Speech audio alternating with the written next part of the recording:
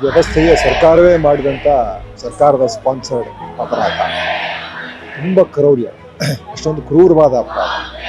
ನೀವು ಕೊಲೆ, ಅತ್ಯಾಚಾರ ಇದೆಲ್ಲದಕ್ಕೂ ಹೋಲಿಸ್ಬೋದು. ಸಾಮೂಹಿಕ ಕೊಲೆ, ಸಾಮೂಹಿಕ ಅತ್ಯಾಚಾರ ಅವ್ರು ಮಾಡಿದ ಕೆಲಸಗಳೆಲ್ಲ. ಜೊತೆಗೆ ಪ್ಲ್ಯಾನ್ ಮಾಡಿ ಬೇರೆ ಮಾಡಬೇಕು. So it's a planned attack. ಇದು ಖಂಡಿತ ಇದ್ರ ಬಗ್ಗೆ ತನಿಖೆ ಆಗಬೇಕು. ಅದರಲ್ಲಿ ಇನ್ವಾಲ್ವ್ ಆದ ಎಲ್ಲರನ್ನೂ ಜೈಲು ಕಳಿಸ್ಬೇಕು. Education minister first of all educated ಆಗಿರಬೇಕು.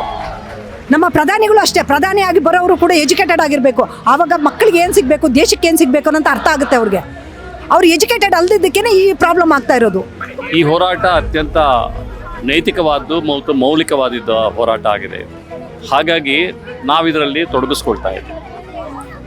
ಭಾಳ ಮುಖ್ಯವಾಗಿ ಈ ಹೋರಾಟವನ್ನು ನಾವು ಒಂದು ಲಾಜಿಕಲ್ ಎಂಡಿಗೆ ತಗೊಂಡು ಹೋಗಬೇಕು ಅಂತೇಳಿ ಇಡೀ ವಕೀಲರ ಸಮೂಹ ನಿರ್ಧಾರ ಮಾಡಿದೆ. ಇವತ್ತು ಹೈಕೋರ್ಟಲ್ಲೂ ಕೂಡ ನಮ್ಮ ಅಡ್ವೊಕೇಟ್ಸ್ ಎಲ್ಲ ಇವತ್ತು ಒಂದು ಪ್ರೋಗ್ರಾಮನ್ನು ಮಾಡಿದ್ದೇವೆ. ನಾಳೆ 3 ಗಂಟೆಗೆ ನಾವೆಲ್ಲರೂ ಕೂಡ ಈ ವಿದ್ಯಾರ್ಥಿಗಳ ಜೊತೆ ಸೇರಿಕೊಂಡು ನಾವು ಅವರಿಗೆ ಬೆಂಬಲವನ್ನು ಸೂಚಿಸ್ತಾ ಇದ್ದೀವಿ.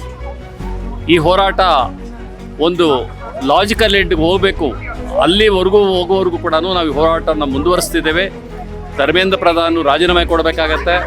ಧರ್ಮೇಂದ್ರ ಪ್ರಧಾನ್ ರಾಜೀನಾಮೆ ಕೊಡಿಸ್ತಾ ಇದ್ರೆ ಮೋದಿನ ಕೂಡ ರಾಜೀನಾಮೆ ಕೊಡಿಸೋವಂಥ ಶಕ್ತಿ ಇಲ್ಲಿನ ಯುವಕರಿಗಿದೆ ಅಂತೇಳಿ ನಾನು ಈ ಮೂಲಕ ಹೇಳಲಿಕ್ಕೆ ಇಚ್ಛೆ ಪಡ್ತಾ ಇದ್ದೀನಿ.